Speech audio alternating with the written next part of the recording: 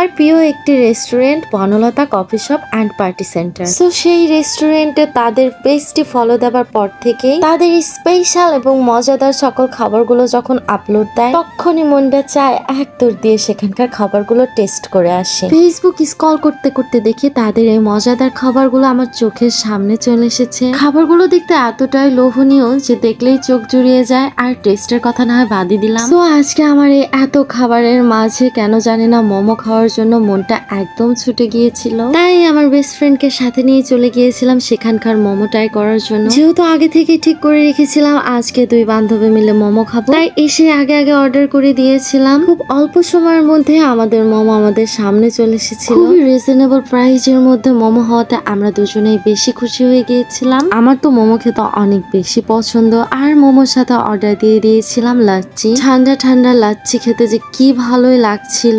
এরপর খেয়ে দেখা যাক মোমো, আর মোমোর সাথে ছিল তো 2 রকমের সস, আর মোমোর ভিতরেও ছিল পর্যাপ্ত পরিমাণ চিকেন। সত্যি বলতে আমি যতই বলবো তত আরো বেশি বাড়িয়ে বাড়িয়ে বলা হবে। আর আমি এটা ভালো করেই জানি পাবনার অধিকাংশ মানুষই এই বনলতা রেস্টুরেন্টের খাবারগুলো অনেক বেশি পছন্দ করে থাকে, আর সবাই ভালোভাবেই জানে যে এখানকার খাবারগুলো কত মানসম্মত, মজাদার এবং রিজনেবল প্রাইসেই পাওয়া যায়। খাওয়া দাওয়া শেষ করে দুই বান্ধবী এখন চলে যাচ্ছিলাম বাসায়। আর আজকে কিন্তু দুই বান্ধবী একদম ম্যাচিং ড্রেস পরে বের হয়েছিলাম। আর এই রেস্টুরেন্টের লোকেশন হলো ইউরো মেডিকেল সেন্টারের ঠিক অপোজিটেই।